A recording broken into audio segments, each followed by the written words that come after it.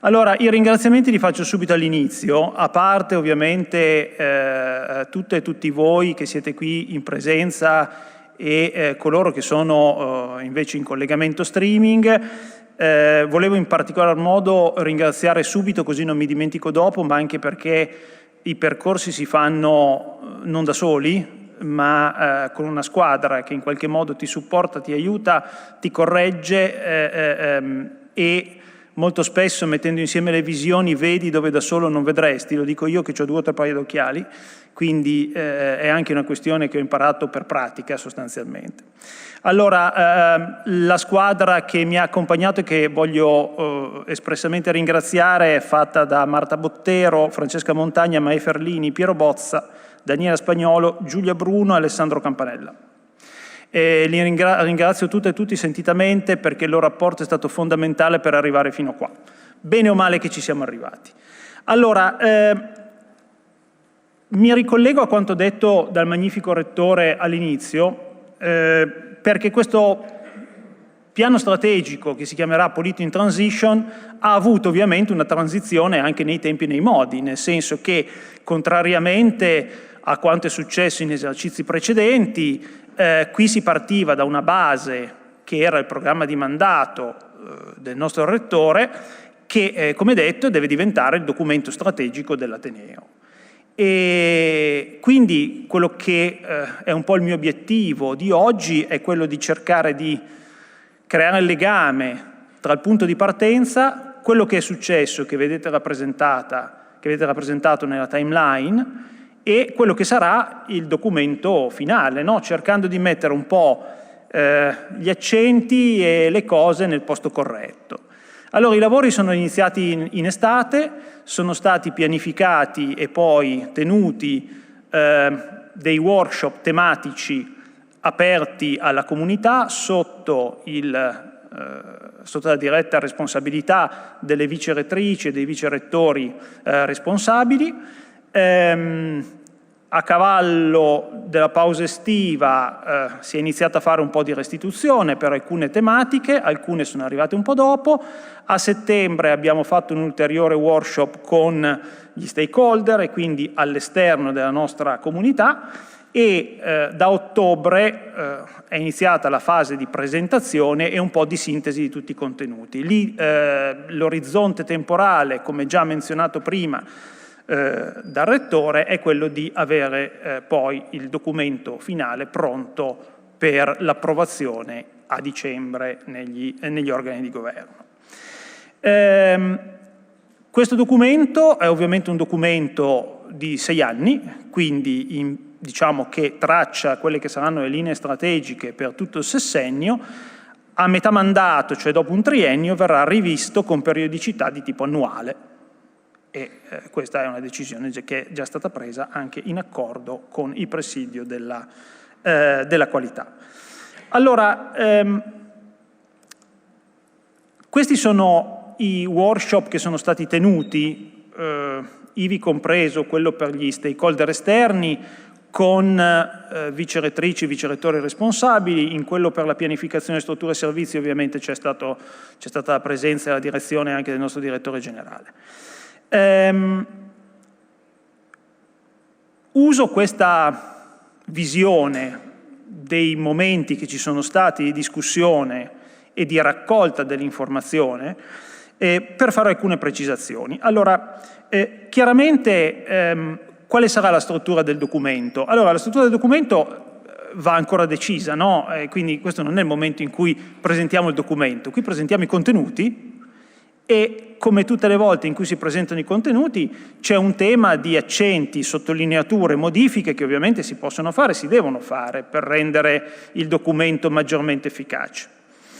Inoltre c'è un tema di identità, nel senso che all'inizio di questo esercizio la cosa che abbiamo fatto è stata sostanzialmente di prendere tutti i piani strategici, il nostro precedente, quelli degli altri atenei, quelli di altri enti, e sostanzialmente cercare di paragonarli in modo un po' asettico cosa vuol dire? Togliendo i riferimenti specifici allo specifico ente, quello che possono essere un pochino più fuorvianti. Beh, gran parte di quei piani strategici sembrano tutti uguali e quindi quando tu togli i riferimenti specifici dici, bah, più o meno il piano strategico è sempre fatto così. Allora, uno degli sforzi che vorremmo fare, ed è per questo che è importante in questo momento avere feedback da parte di tutta la comunità, è quello di fare un documento che sia un documento quanto più possibile identitario e che punta, come diceva prima il Rettore, un po' alle nostre caratteristiche specifiche che già abbiamo e che magari, e a quelle che magari invece possiamo sviluppare andando avanti nella nostra progettualità e progredendo nel nostro sviluppo. È chiaro che ci sono diversi tagli che si possono dare, no? Un documento eccessivamente sintetico e magari eccessivamente di visione potrebbe risultare poco concreto. E questo è il motivo per cui, oltre alle linee di indirizzo e alle linee strategiche, quello che cercherò di farvi vedere oggi sono anche alcune, come dire, indicazioni di quelli che potrebbero essere i possibili obiettivi o, se volete, azioni che in qualche modo possono essere descritte a supportare il perché si va in quella direzione e magari a supportare il come ci vogliamo andare in quella direzione. Non parleremo chiaramente di indicatori di performance perché quelli, come detto già prima dal Rettore, attengono a un altro documento che è l'Action Plan, che è stato un po' ristrutturato e che ovviamente prenderà vita dopo l'approvazione del piano strategico. Allora, qui chiaramente vale il solito detto che non esiste una misura che vada bene per tutti, no? È chiaro che c'è chi magari apprezza un documento un pochino più alto e un pochino più di indirizzo, c'è chi apprezza un documento un pochino più concreto. A me però interessa saperlo, quindi qualunque sia la vostra preferenza, se avete piacere a condividerla con me, a me è utile e ovviamente certamente ne terrò conto, sono disponibile sia semplicemente a registrarla se vi piace, sia a parlarne se ne avete piacere o se avete bisogno. Un'altra cosa su cui credo che un'altra cosa che credo sia importante dirci subito prima di guardare nello specifico i contenuti è che un piano strategico che dura 6 anni, che dopo 3 anni rivediamo periodicamente, a cui è associato un altro documento con delle azioni un po' più di dettaglio specifiche e dove effettivamente la progettualità in qualche modo viene eseguita, abbia bisogno di condivisione. Ragione per cui la proposta che io faccio, ma che mi impegno a portare avanti, è quella di fare momenti di questo tipo periodicamente, in modo da vedere tutti insieme che cosa è stato fatto sulle varie direttrici strategiche e eventualmente discuterne di nuovo e avere i contributi che possono essere utili, non per il piano strategico perché a quel punto sarà fatto, ma ovviamente per la sua implementazione e l'ottimizzazione dell'implementazione medesima. È chiaro che io da oggi mi devo portare a casa qualcosa, no? E il cosa mi voglio portare a casa ve lo dico alla fine, di modo che ho questa ambizione di dire magari uno sta attento fino alla fine giusto per sapere che cosa si vuole portare a casa. Ma a me piace sognare, quindi che dire, va bene così. Allora, la metodologia che è stata utilizzata per arrivare a quello che vediamo oggi è la seguente. Allora, dopo che sono stati tenuti workshop, ognuno con metodologie, tempistiche, modalità di restituzione personalizzate in base alla tematica e in base a chi ha partecipato a quei workshop, ovviamente, c'è stata una fase di raccolta e analisi dei documenti di restituzione, una fase di sintesi in cui tutti i contributi sono stati sintetizzati in termini di identità del nostro Ateneo, ovviamente, di visione su quella specifica tematica, di obiettivi e di analisi di forze, debolezze, opportunità e minacce, no? In modo da avere un quadro quanto più complessivo di analisi e di elementi, diciamo, specifici per quella tematica.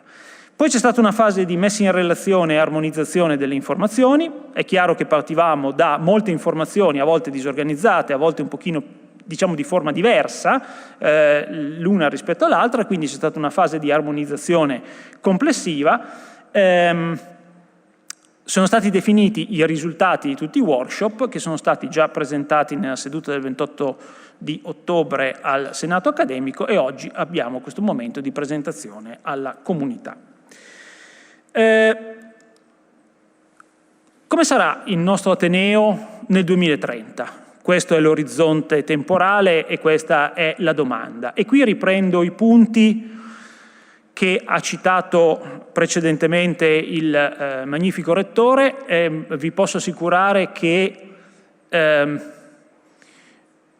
il Rettore mi ha dato ampio margine di manovra sulla definizione di questa presentazione, che è un metodo elegante per dire che non ne conosce i contenuti, nel senso che li abbiamo terminati poco fa, e quindi ovviamente è un processo fiduciario da parte sua molto importante e lo ringrazio ovviamente sentitamente per questo. Ma sentita la sua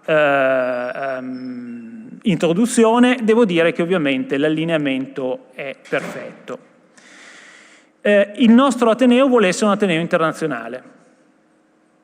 Allora, giocare la partita internazionale vuol dire diverse cose.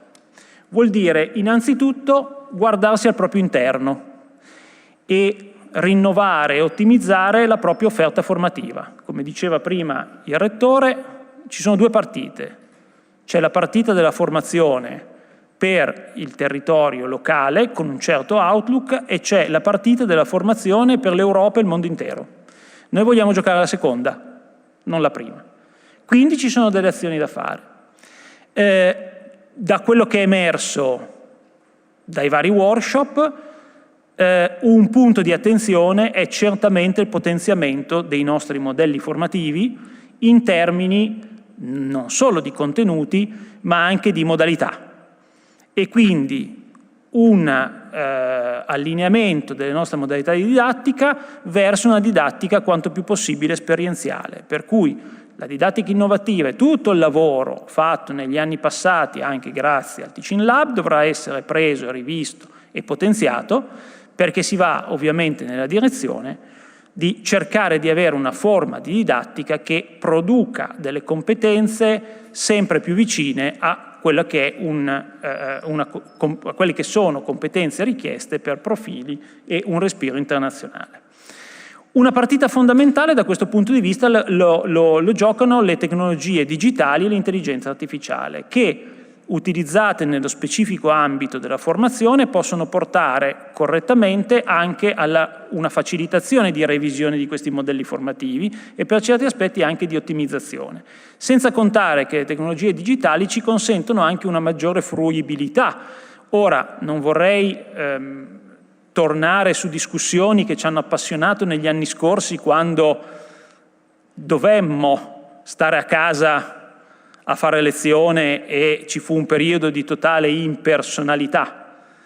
Ma la lezione che dovremmo aver portato a casa e che probabilmente ha senso, su cui ha senso riflettere e andare avanti, è il capire quanto i contenuti digitali possono essere utili per ottimizzare il modello formativo, cioè per prendere alcuni contenuti che sono francamente facilmente erogabili in una modalità digitale, per non dire remota o comunque messi a disposizione, per potenziare invece la parte esperienziale in presenza o, se volete, per dedicare la parte in presenza a quelle che sono le interazioni e le attività più importanti e ritenute essenziali.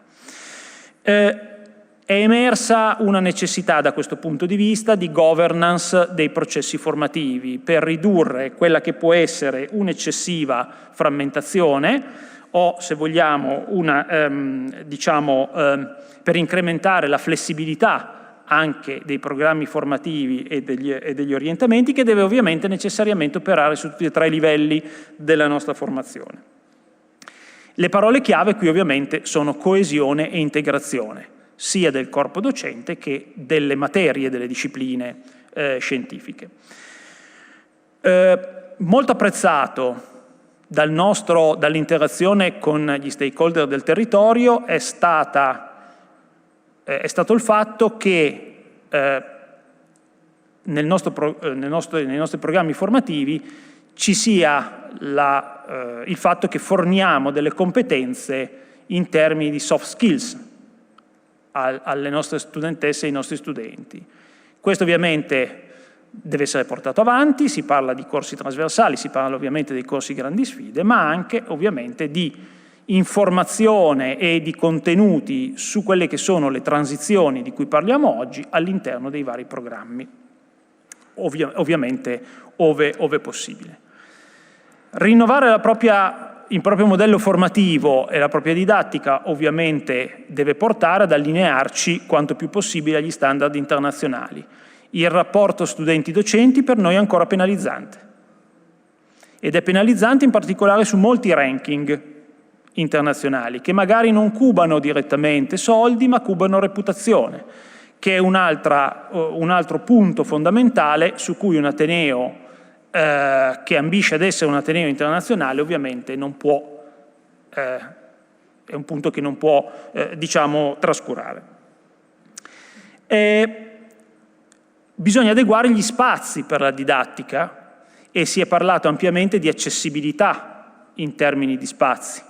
Avere degli spazi non particolarmente fruibili o poco accessibili non è particolarmente utile per alcune forme di didattica o alcuni modelli formativi che magari si vuole incentivare. Avere, dico molto banalmente, la gran parte delle aule fatte in modo tradizionale e che rendono di fatto impossibile lavori collaborativi e di gruppo è un limite, chiaramente. Quindi questa è una parte che su cui bisogna in qualche modo lavorare e prestare attenzione, in particolare quando saranno disponibili nuovi spazi della didattica. Parlo ovviamente della manica della didattica in fase di progettazione e realizzazione. Tutto per portare un avvicinamento tra la teoria e la pratica. Questo è chiaro, la formazione del nostro ateneo deve avere sempre una solidità teorica che non può mancare, e questo è uno dei nostri fattori distintivi, peraltro. La capacità di problem solving e la capacità di interazione di chi formiamo quando si va verso un ambiente lavorativo, anche multidisciplinare o internazionale, chiaramente è un punto che ha bisogno di attenzione e eventualmente ovviamente di modifica e di miglioramento. Allinearsi agli standard internazionali in termini di formazione vuol dire anche collaborare con le università che hanno già un outlook internazionale o che ci consentono di averlo. Allora,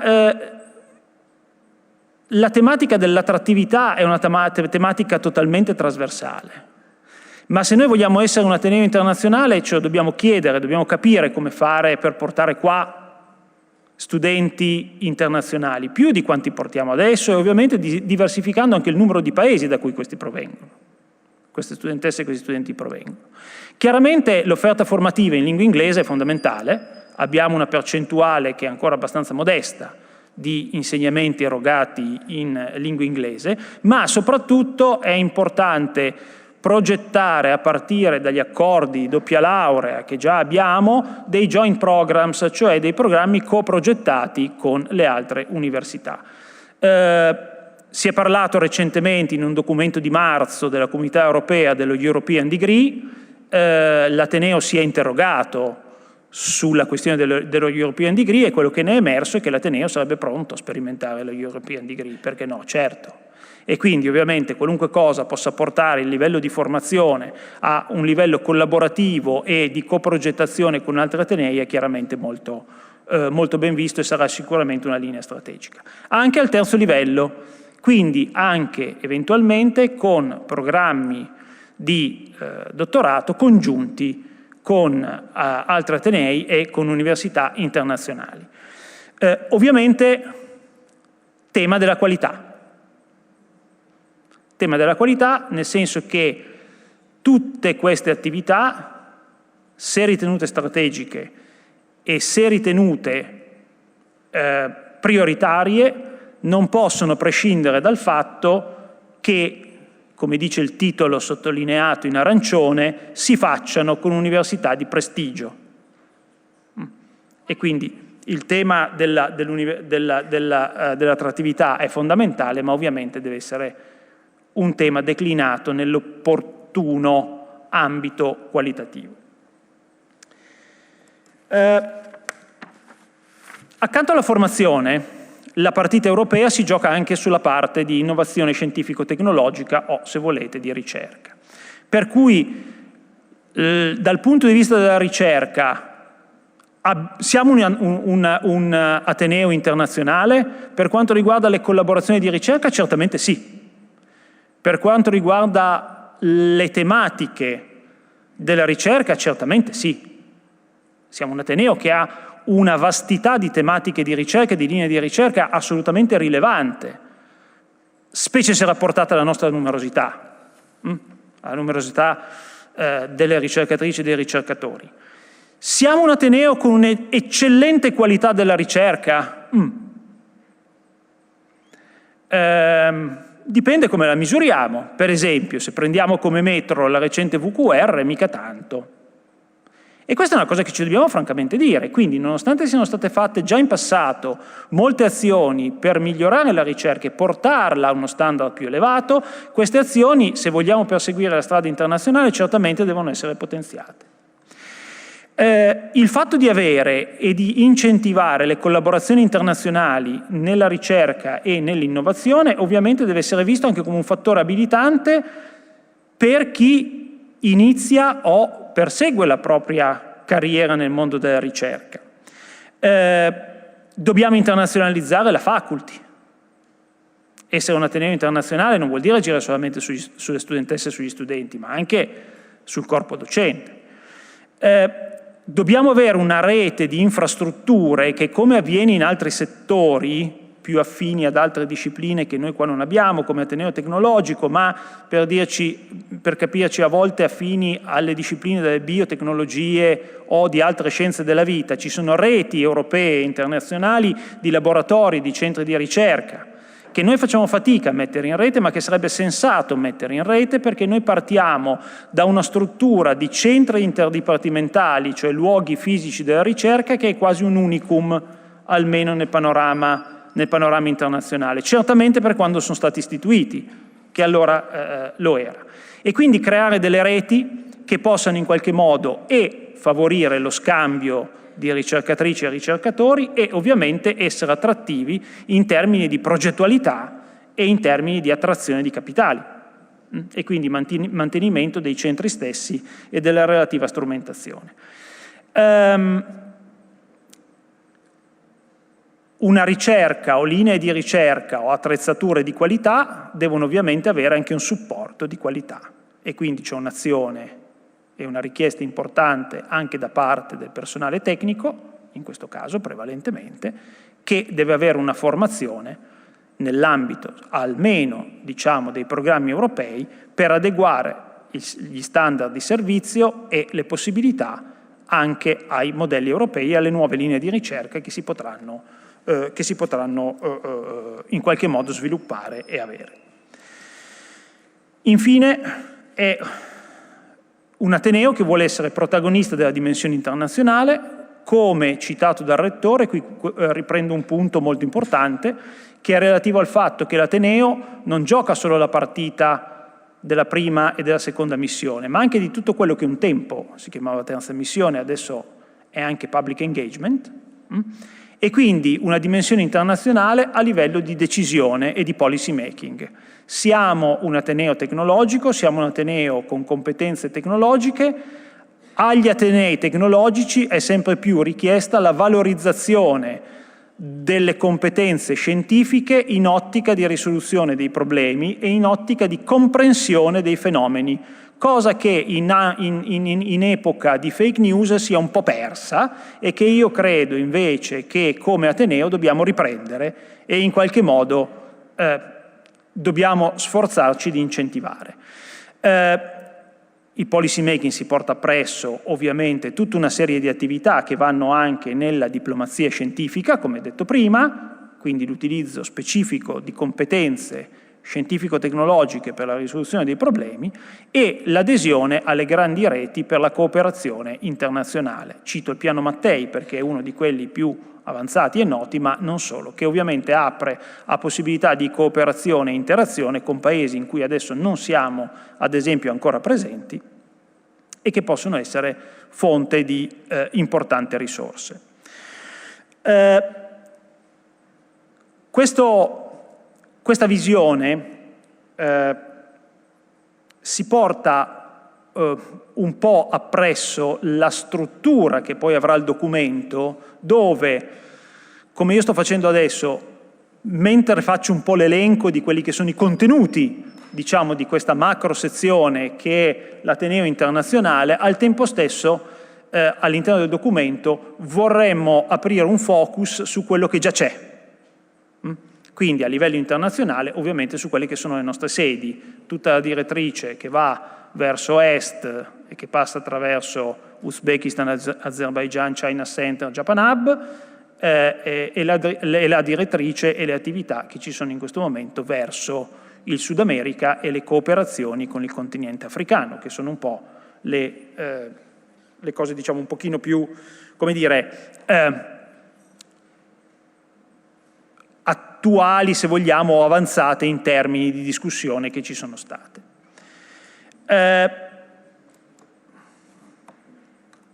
Vorrei andare avanti, ma ok, adesso vado avanti. È chiaro che per arrivare a una dimensione internazionale abbiamo bisogno di transizioni. Gli spazi devono essere riqualificati, le infrastrutture ne abbiamo già parlato, è importante avere i servizi tecnico-amministrativi di supporto per quanto abbiamo detto prima e anche i servizi digitali. Non a caso nel programma rettorale di Politica in Transition c'era la transizione digitale. No? È fondamentale avere il supporto delle nuove tecnologie per riuscire a ottimizzare tutta una serie di processi su cui altrimenti si fa fatica. Però andare verso un ateneo internazionale vuol dire anche curarsi della comunità internazionale. Una comunità internazionale ha bisogno di modelli e di attività specifiche per quanto riguarda l'accoglienza, l'orientamento e molto spesso anche la mediazione culturale. Il farsi carico dell'accessibilità dei luoghi, degli spazi, per chi viene da un altro paese e non ha altro che la casa che ha affittato, per esempio, piuttosto che supportare la mobilità, anche semplicemente dal punto di vista di un aiuto e un supporto per quanto riguarda la burocrazia, di cui questo Paese non si fa mai mancare una certa quantità, ovviamente, e per la gestione di tutto quello che è il modello più internazionale, no? Di bilanciamento casa-lavoro, delle attività lavorative con le attività personali, su cui in alcuni settori e alcune di noi durante i workshop hanno manifestato ovviamente un po' di preoccupazione, in termini molto semplici. Lavoriamo tanto e a volte facciamo fatica a vedere e ad avere un po' di tempo per noi, che è una cosa ovviamente sicuramente rilevante e un punto di attenzione. Se noi ci accreditiamo, o meglio, solo se l'Ateneo si accredita come un ateneo internazionale riconosciuto e sufficientemente autorevole, può aiutare veramente il territorio ad avere un impatto, come diceva prima il nostro rettore. E quindi il secondo macro settore è l'Ateneo come motore di competitività. Competitività innanzitutto all'interno del nostro territorio. È un territorio anch'esso in transizione? Ovviamente sì, certamente.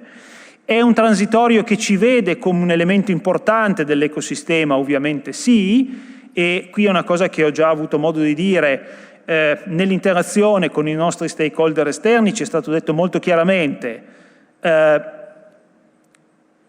qualunque sia la situazione attuale e le difficoltà attuali, nei cambiamenti che ci sono stati nella città e nel territorio limitrofo, se non ci fosse stato il Politecnico di Torino forse sarebbe stato anche peggio. E questo è sicuramente un grosso riconoscimento della presenza e dell'autorevolezza per questo territorio del nostro Ateneo.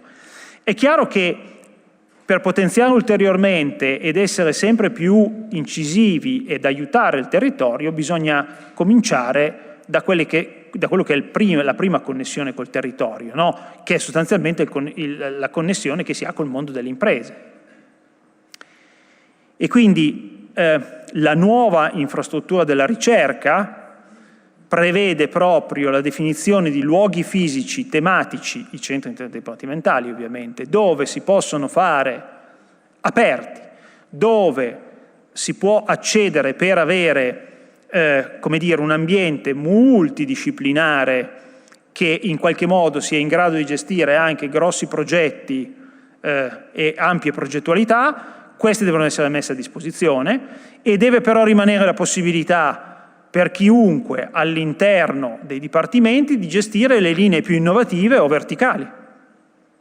Quindi un'ottimizzazione del modello in termini di dove si fa ricerca, come si fa ricerca. Per cui se il luogo fisico è a carico dell'Ateneo ed è un'infrastruttura di Ateneo, la ricerca verticale ovviamente rimane in capo ai singoli, in particolare ai dipartimenti. È importantissimo da questo punto di vista la sinergia con gli enti strumentali, le fondazioni e tutte le partecipate, perché sono il metodo e diciamo il modello ideale per riuscire ad avere una progettualità congiunta e per portare avanti delle attività che siano sempre più di impatto e di innovazione per il nostro territorio. Bisogna potenziare il trasferimento tecnologico e metodologico, o meglio, essere cardini di un ecosistema competitivo vuol dire riuscire a potenziare il trasferimento tecnologico e metodologico. Chiaramente non parliamo solamente di spin-off start-up, ma anche del fatto che siamo un motore di attrazione di capitali e di investimenti per il territorio. A volte direttamente, a volte indirettamente. Occorre fare rete con le aziende territoriali e aiutare tutte quelle aziende, magari che per diciamo, ambito d'azione o che per dimensione, mi riferisco alle piccole e medie imprese, hanno più difficoltà a raggiungere mercati, reti o progettualità di tipo internazionale. Quindi possiamo fare da veicolo e da tramite all'internazionalizzazione anche a terzi, no? E in particolare alle imprese. Non ci sono solo le imprese, ma uno degli elementi che sono emersi dalle discussioni sono le interazioni con le pubbliche amministrazioni. Se verso le imprese c'è prevalentemente un trasferimento di competenze o se vogliamo un trasferimento tecnologico, no? Il famoso trasferimento tecnologico, beh, forse verso le pubbliche amministrazioni c'è prevalentemente un trasferimento metodologico. E quindi tutta una serie di misure di public engagement e outreach per la pubblica amministrazione che siano in qualche modo in grado di far emergere quello che è il design for policy, nel senso quelle specifiche metodologie e tecnologie che in qualche modo possono aiutare i policy maker. E quindi per la valorizzazione delle varie competenze che ci sono presso le pubbliche amministrazioni. Questa è una tematica molto importante sempre per quanto riguarda i e le giovani. Quindi in particolare presso le pubbliche amministrazioni la valorizzazione delle competenze di dottorande e dottorandi e di giovani ricercatori e ricercatrici. Per far questo la via ovviamente è potenziare le attività con la pubblica amministrazione, in particolare le attività di formazione, i tirocini e le attività congiunte con la pubblica amministrazione stessa. Essere motore di competitività vuol dire ovviamente valorizzare le carriere e le professionalità che ci sono all'interno dell'Ateneo. E quindi bisogna fare una roadmap della ricerca per giovani e per il personale della ricerca. Ecco, su questo devo dire che quelli che in qualche modo sono quelli che sono in qualche modo definiti giovani, con tutto quello che la definizione possa comprendere, che non è univoca ovviamente, però hanno fatto un momento di revisione, no? Post-workshop, per prendere alcune tematiche e cercare di capire sostanzialmente come impattassero in particolare su di loro. E devo dire che quello che ne è emerso è stato una restituzione molto interessante, molto puntuale e per certi aspetti anche abbastanza sorprendente, nel senso che, ora parliamoci chiaro, chi è nel personale docente e quindi chi è dedicato alla ricerca e che in qualche modo è in una posizione precaria, cosa volete che vi dica? Ah no, a noi non ci interessa niente delle prospettive di carriera, è ovvio che non lo può dire. Però il focus della restituzione non è stato tanto sulle prospettive di carriera in termini di stabilizzazione, posizione e quant'altro, quanto sullo sviluppo delle proprie competenze e sull'avere un Ateneo che metta a loro a disposizione, soprattutto all'inizio della carriera nella ricerca, l'inclusività in grandi tematiche di ricerca, la potenzialità di sviluppare le proprie peculiarità e di rendersi riconoscibili all'interno dell'Ateneo, quindi un Ateneo in cui si riconoscono e che li riconosce. Questa è la cosa che hanno chiesto prevalentemente. Quindi una roadmap della ricerca che mette insieme luoghi, potenzialità e progettualità è fondamentale, soprattutto da questo punto di vista. E di nuovo diventa un motore di competitività per tutto il territorio. Quando l'Ateneo si rivolge verso l'esterno e quando ovviamente queste persone che abbiamo formato e addestrato vanno verso l'esterno. È chiaro che bisogna avere un aggiornamento dei contenuti e della ricerca e dei contenuti formativi che devono sempre essere up to date e da questo punto di vista fondamentale sarà ovviamente la dinamicità con cui riusciamo in qualche modo a cambiare ed aggiornare i nostri modelli formativi e per il territorio il motore di l'attrattività di studentesse e studenti che poi rimangono sul territorio, quindi la gestione anche e la facilitazione della permanenza delle competenze formate sul territorio è di nuovo particolarmente importante. Da considerare anche che per il territorio è importante che la nostra comunità esprima una vocazione imprenditoriale e quindi che in qualche modo, a parte le competenze tecnico-scientifiche e di formazione, sia ovviamente dotata anche di tutte quelle competenze che in qualche modo possono dare origine a nuove forme di imprenditorialità e quindi ovviamente migliorare l'attrattività e il mercato del nostro territorio, le potenzialità del nostro territorio e dall'altra parte ovviamente essere più facilmente inseribili in un contesto lavorativo in cui chiaramente c'è un cambio di paradigma, no? Dall'università al mondo del lavoro. La formazione è fondamentale anche per chi già lavora per il nostro territorio, quindi il già molto importante lavoro che ha fatto la scuola master nel corso degli ultimi anni è visto come prioritario per quanto riguarda tutte le attività di formazione continua e quindi di upskilling e reskilling del personale che magari ha già una certa carriera lavorativa e che ha bisogno di rifocalizzazione o aggiornamento su alcune tematiche. E non bisogna dimenticare che bisogna sempre essere pronti a seguire la nascita di nuove figure professionali e questo vale ovviamente sia nel mondo del lavoro che nel mondo della ricerca, ma anche nel mondo dei servizi tecnico-amministrativi bibliotecari, dove ovviamente le nuove competenze determinano anche la nascita di nuove figure. Nel momento in cui si ottimizza la propria competitività e si diventa veramente un elemento cardine per il territorio, si ha una propria identità. E quindi il terzo punto, il terzo macro, obiettivo del piano strategico è quello di diventare un Ateneo riconoscibile e riconosciuto. Come dice? Ma non siamo già riconoscibili e riconosciuti? Certo, in particolare dagli amici o da chi ci conosce bene.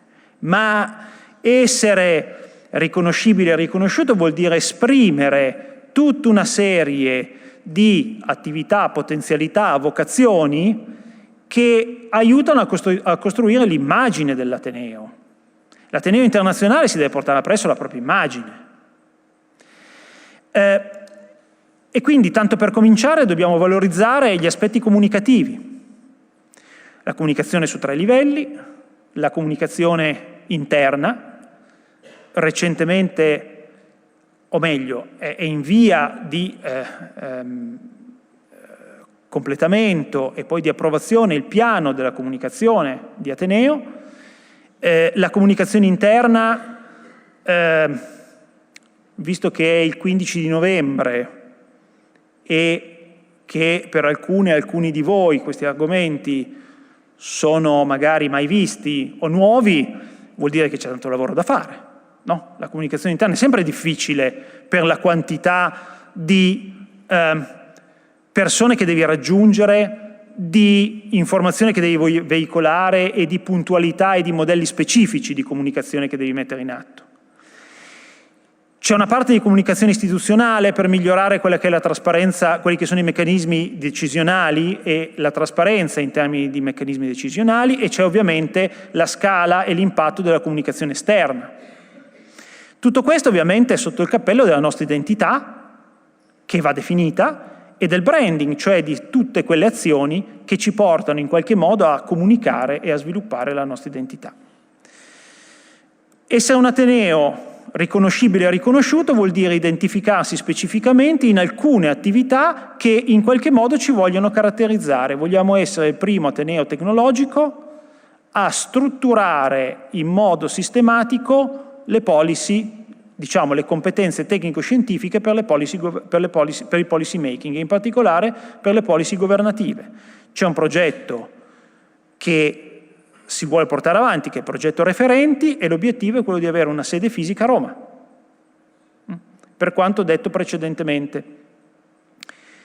Questo non tanto perché si evocava qualche tempo fa in modo totalmente improprio sia importante sedersi ai tavoli o andare in qualche luogo di decisione, quanto perché il punto fondamentale è che bisogna sviluppare la consapevolezza nei policy makers delle potenzialità delle tecnologie e della consapevolezza delle tecnologie, e quello che ci viene chiesto, come detto, è il recupero di, far sì che si possa in qualche modo recuperare, a livello ovviamente di policy making, la fiducia della società nella scienza. Salutiamo la Cimice che è venuta a sentire il piano strategico. Questo ovviamente comporta in particolare un modello che deve diventare un modello strutturale di Ateneo per l'evoluzione delle attività di outreach e delle attività di public engagement. Essere un Ateneo riconoscibile e riconosciuto vuol dire coinvolgere tutte e tutti coloro che sono all'inizio. Ci sono due attività, come detto, alcune di queste sono partite già, la Leadership Academy, cioè delle attività specifiche per far sì che i nostri giovani e le nostre giovani siano in qualche modo, su base volontaria, ci mancherebbe altro, ma maggiormente coinvolte nella vita dell'Ateneo e in tutte quelle attività che in questo momento sono viste o possono in modo improprio essere viste come un'inutile perdita di tempo o ostacolo al raggiungimento della mia abilitazione scientifica nazionale. Questo è ovviamente un punto fondamentale, un punto delicato su cui bisogna lavorare, è un punto che se noi riteniamo che questa azione sulla componente, diciamo, più all'inizio della carriera sia una componente di tipo strategico, poi bisogna avere il coraggio di valorizzare in fase di valutazione. E quindi ovviamente ci deve essere conseguentemente, in modo logico, una revisione di quello che è il nostro modello di valutazione. Fatemelo dire in una parola che capiremo tutti: concorsi.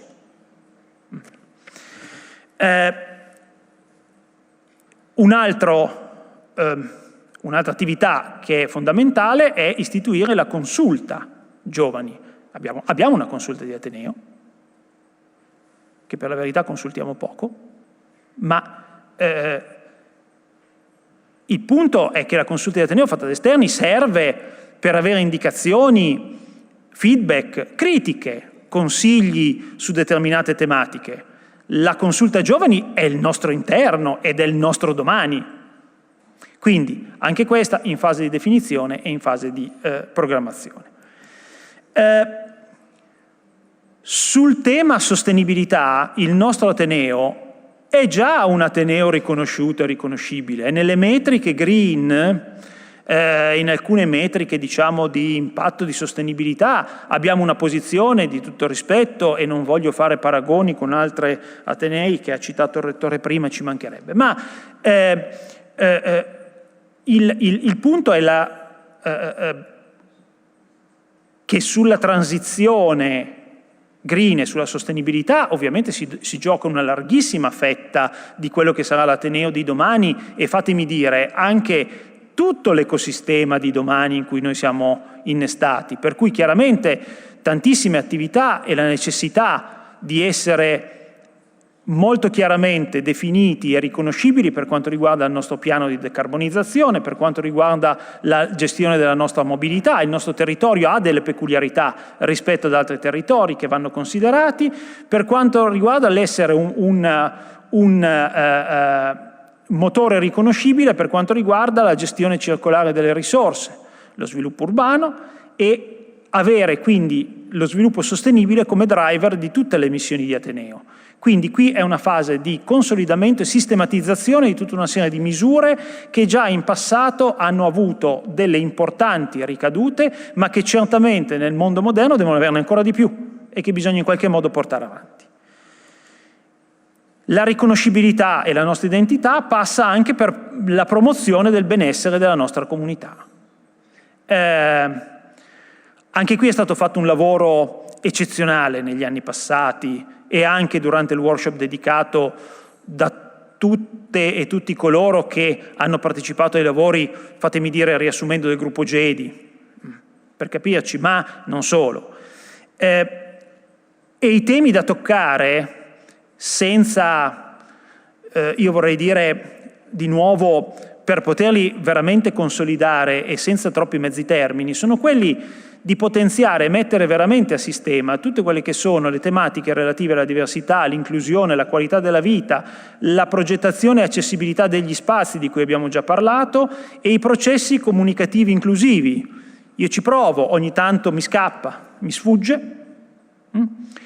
però è una cosa che veramente dobbiamo iniziare a sistematizzare al nostro interno se vogliamo veramente avere un'identità anche da questo punto di vista.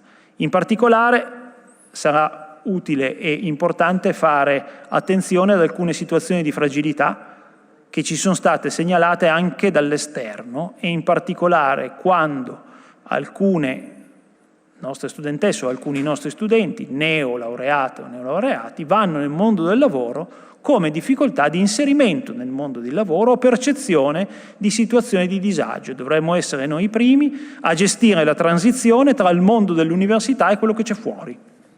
Qualunque cosa voglia dire fuori e dovunque in qualche modo questi vadano.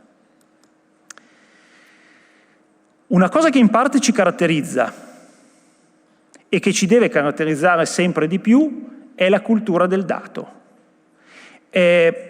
Noi abbiamo una struttura di centri studi molto importante, unica, c'è il Centro Studi per le Strategie di Ateneo, che vede la collaborazione con altri 6 centri studi che sono stati istituiti, perché il decision making basato sull'evidenza dei dati e eventualmente amplificato e ottimizzato dalle tecnologie digitali ormai è ineludibile. Dobbiamo avere il controllo di quello che succede, non solo per i ranking, ma anche perché è il metodo più facile, più semplice, in qualche modo per avere evidenza di quelle che sono le nuove traiettorie. E se vogliamo giocare una partita di competitività e di internazionalità, noi quello che succede lo dobbiamo tenere sott'occhio e quello che potrebbe succedere lo dobbiamo intercettare subito, altrimenti arrivi tardi. E questo è il motivo per cui la relazione tra il Centro Studi di Ateneo e la ricchezza dei dati di Ateneo è sicuramente una cosa identitaria e va armonizzata con tutti gli altri centri studi che nel frattempo sono stati istituiti. Tutto questo prevede l'avere una struttura agile ed efficiente. Ci vuole una cultura organizzativa che gestisca i processi, che si ottimizzi, che supporti la governance in modo dinamico e che in qualche modo, se si deve riconfigurare, si riconfiguri in modo rapido, in modo da collaborare di più, condividere di più tra tutte le strutture e valorizzare di ciascuna persona le competenze e in modo da avere un maggiore coinvolgimento anche in tutti i processi. Qui è strategico anche riferirsi ai modelli internazionali, e questo è il motivo per cui, riprendendo quanto dicevamo prima relativamente allo staff training, abbiamo già deciso di puntare su alcuni obiettivi di programmazione del personale, sulla formazione e ovviamente sulla formazione, ma poi anche sull'organizzazione degli specifici servizi. Riprendo una cosa velocissima che ho detto prima relativamente ai dati. Non ci siamo dimenticati due cose fondamentali, che dati vuol dire tutta quella che è la ricchezza dell'informazione dell'Ateneo che noi dobbiamo in qualche modo tenere sotto controllo. Da questo punto di vista l'open science è fondamentale, ma anche tutta la parte relativa a tutti quei dati che in questo momento vorremmo avere e non abbiamo, in particolare quelli relativi al public engagement, alla terza missione, in parte anche il lavoro che ha fatto Polito per il sociale ha messo in evidenza che ci sono tante attività di difficile tracciamento, per qualche motivo, devono in qualche modo essere messe a sistema per contribuire veramente al fatto che questo sia un Ateneo che in qualche modo si fa carico in modo identitario e in modo univoco della cultura del dato. Terminerei, più o meno, fatemi vedere l'ora, sì, sono abbondantemente in anticipo sul ritardo preventivato, e terminerei con un recap sulle transizioni. Polito in transition, come abbiamo detto, vuol dire porsi un obiettivo e cercare di capire come ci possiamo arrivare, no? In un modo, in qualche modo, realizzabile.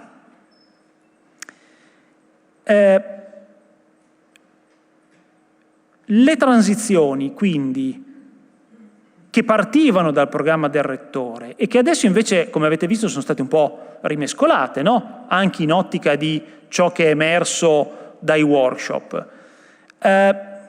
Cosa vuol dire in buona sostanza? Cioè, di queste transizioni, che cosa c'era all'inizio, che c'è ancora adesso? Che cosa è stato tolto, aggiunto, rivisitato, reso più prioritario o in qualche modo depotenziato? E allora ho cercato di fare un po' una sintesi sulle tre transizioni principali per cercare di capire e di mettere in luce quello che i workshop hanno in qualche modo confermato e che quindi la comunità richiede ritiene prioritario, quello che in qualche modo è stato suggerito perché magari mancava o non aveva l'accento che forse meritava avesse. Allora, per quanto riguarda la transizione green e tutto il mondo della sostenibilità, la priorità è assumere lo sviluppo sostenibile come driver delle missioni dell'università. Quello che è la conferma è di sviluppare il nostro campus come un living lab, più di quanto già non siamo, e il suggerimento è quello che l'Ateneo si porti appresso anche sull'ottica degli SDG della Comunità Europea, la promozione di valori etici universali sempre di più di quello che facciamo. Non dobbiamo aver paura di dirlo. Anche la pace, certo, anche la pace, ci mancherebbe. Per quanto riguarda la transizione digitale, la priorità è sviluppare la Human-Centered Digital Transition, cioè mettere le tecnologie all'interno dello sviluppo e dell'ottimizzazione di processi che servono a noi per quello che dobbiamo fare, sia che tu debba fare ricerca, sia che tu debba gestire un servizio. E utilizzare le tecnologie digitali per coprogettare strutturalmente i processi. Ne abbiamo tanti processi digitali. Siamo un Ateneo che ha fatto delle scelte in materia di digitalizzazione molto precise, anche sull'utilizzo di determinate soluzioni piuttosto che altre soluzioni. Queste ovviamente non si rinnegano, vanno ottimizzate, ci mancherebbe altro. Il suggerimento è, come detto, un Ateneo in cui i dati e i microdati guidano i processi decisionali con le nuove tecnologie. Quindi certamente, come dicevo prima, strategica l'intercettazione soprattutto delle nuove direttrici, delle nuove linee attraverso l'analisi dei dati, ove possibile, e quando ce li hai. Se non ce li hai, li raccogli. Per quanto riguarda la parte relativa alla transizione socioculturale, la priorità è diventare il primo ateneo tecnologico a tradurre aspetti relativi alle tecnologie in strumenti per il policy making. La conferma è riconoscere l'importanza e l'impatto delle attività di public engagement e outreach. Anche qui non l'ho detto prima espressamente, ma questo vale quanto detto prima per quanto riguarda le attività della Leadership Academy. Tutte attività importanti, vengono anche valutate dalla VQR e bisogna anche che le valutiamo noi quando è il momento di valutarle. E il suggerimento è che l'Ateneo sia un punto di riferimento autorevole per riportare, diciamo, la percezione dell'importanza delle scienze della tecnologia e della formazione nella società senza l'imposizione di schemi, ovviamente a priori.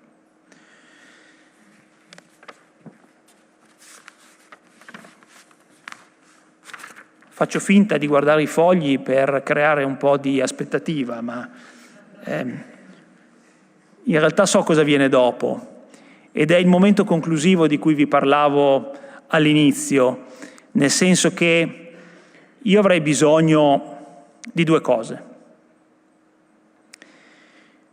Illustrato un po' quello che verosimilmente potrebbe essere l'impianto del piano strategico e delle motivazioni per cui l'impianto è fatto così, a partire dall'origine, attraverso tutti i momenti che ci sono stati di discussione, focalizzazione, rifocalizzazione, sintesi, correzione, armonizzazione, fino ovviamente a quello che abbiamo visto oggi e a quello che verrà nei prossimi giorni.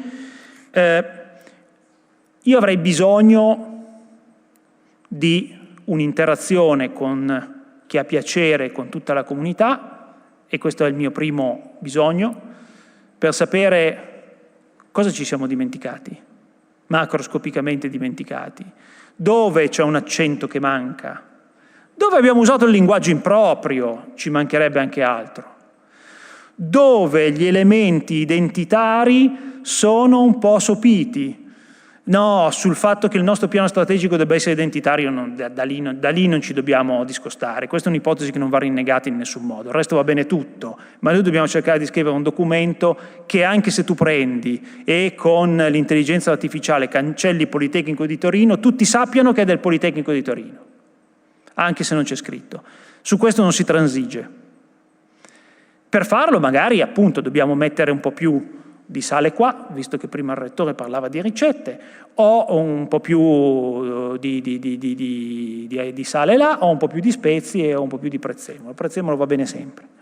Per cui la prima cosa che io devo in qualche modo riuscire a portare a casa da tutte e tutti voi è la disponibilità all'interazione. Io do la mia disponibilità all'interazione, ma soprattutto quello che mi voglio portare a casa è che io vorrei chiudere il documento relativo al piano strategico con una cosa di questo tipo. Magari poi la scriviamo in grammaticamente più bella, ma per dirci. Il documento è quindi un'espressione di un'intera comunità, una comunità attiva, partecipativa, interessata, vibrante, dinamica. Una comunità che ha espresso visioni chiare ed uno straordinario senso di appartenenza. Il nostro direttore generale direbbe attaccamento alla maglia. Una comunità che ha dimostrato di sapersi interrogare anche su temi difficili e a volte scomodi. Una comunità che ha discusso in ottica proattiva anche delle proprie debolezze.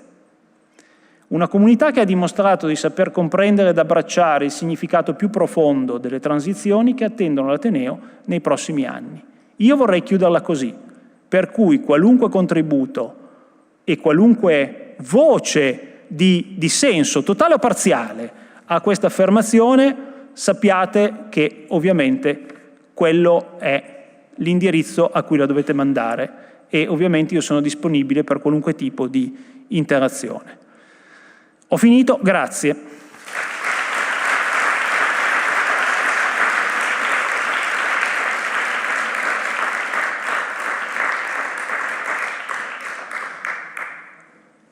Ho finito con un certo anticipo e quindi sebbene non previsto, ovviamente, visto che c'è qualche minuto, se qualcuno ritiene di fare qualche commento, richiesta, ovviamente possiamo sfruttare questi minuti mancanti per una veloce interazione o una veloce discussione, se no ovviamente io sono disponibile sempre, chiaramente ci mancherebbe, e il fatto di aver finito qualche minuto prima, come dicevo, può anche far piacere a chi è in deficit calorico di recuperare la propria corretta alimentazione, il proprio piano di sostenibilità, in questo caso calorica. Guardo Patrizia che...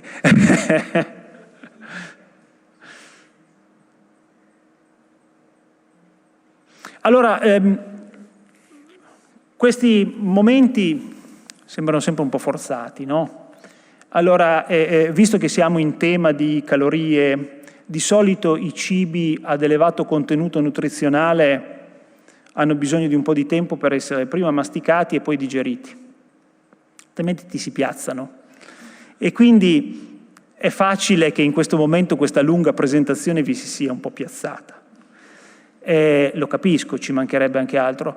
Il che significa però che pensandoci sopra rimane valido quello che c'è scritto lì, in qualunque momento, chiaramente, tenendo conto delle tempistiche, nel senso che, come detto, al mese di dicembre il piano strategico deve essere approvato, no? Quindi diamoci come orizzonte temporale 15-20 giorni per raccogliere eventuali feedback, perché poi vanno in qualche modo armonizzati e messi in relazione con tutto il resto dell'impianto.